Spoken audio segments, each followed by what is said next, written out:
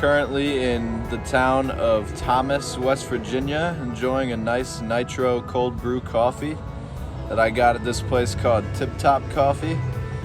And I'm on my way down to Blackwater Falls, and I'm going to be in search of Plethodon nettingi, or the Cheat Mountain Salamander.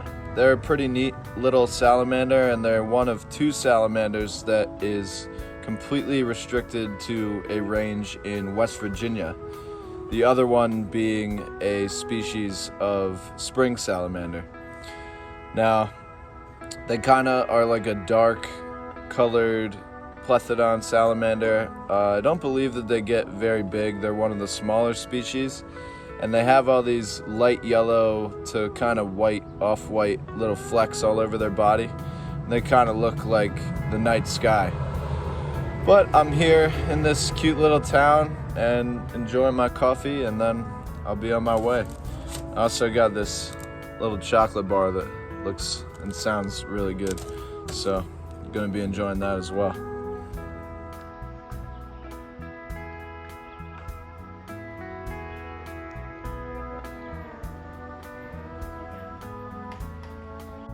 Here is a northern dusky salamander. They're a medium-bodied Desmognathus species. The species name is Desmognathus fuscus. And this is about their adult size, and they're found commonly where it's pretty wet and where there's a lot of water, and usually areas like this where you can see water tends to collect and come down, and then just where it should be is one of these guys just hanging out. Here is a Desmognathus acrophius, or the Allegheny dusky salamander. They're a little bit lightly colored compared to the Desmognathus fuscus, or the northern dusky salamander. And sometimes they'll actually be almost an orange to a yellow color on their back, but this is actually a pretty dark individual. Here is another Desmognathus acrophius, or the Allegheny dusky salamander. As you can see, this one is a little bit more lightly colored than the last one that we saw.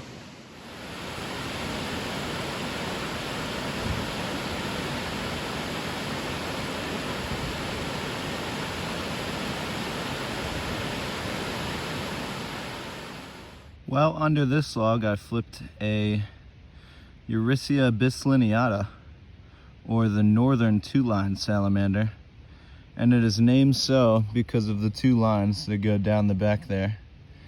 Now, the best way to identify which species you have of the two between the southern and the northern two-line salamander, the southern being Eurycia surigera, is just by location. So I'm pretty far north, so that means that I'm in the range of finding northern two-line salamanders. So that's what this one is. There's other characteristics that kind of set them apart a little bit, but that's the best way to identify them, is just by where you are, because they look almost indistinguishable. But they're a pretty little gold salamander, and it's actually a little weird that I found this one so far from water. There's the big river that the falls are a part of down there, but it's way up here on a higher elevation of the mountain. So usually you see these in brooks and right next to the streams, or even in the streams under rocks. And being part of the Eurycia genus, they tend to like it a little more rocky and a little more wet than other genera in the Plethodontidae family.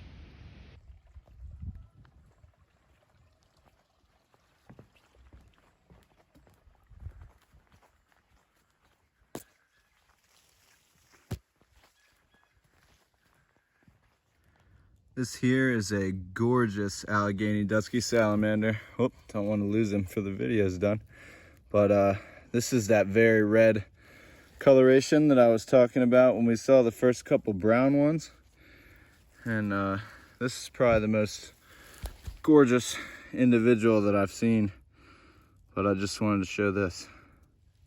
Here is a very interesting species of plant called Indian pipe. and it is chlorophyll free in the leaves. That's why it has that clear white color, but it's pretty neat. Thought I'd show y'all. Well, all I was able to turn up were all those Desmognathus fuscus and Desmognathus acrophius, but that's okay. I'm gonna head up towards Thomas again and see if I can find some of these Plethodon nettingi in the forests up there. And another thing about them is they prefer the environment that is found in the red spruce forest, apparently. So if I can find an area with a lot of those trees, hopefully I'll be in the right spot.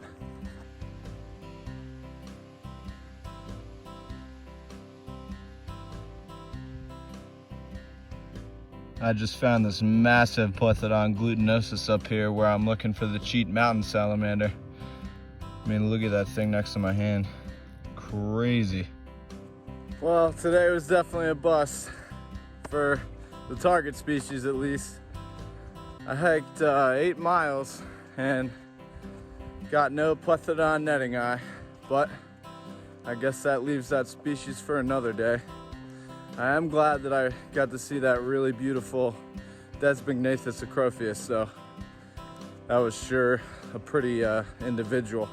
Usually, as you saw with most of the ones I saw today, they're a lot more brown than red usually.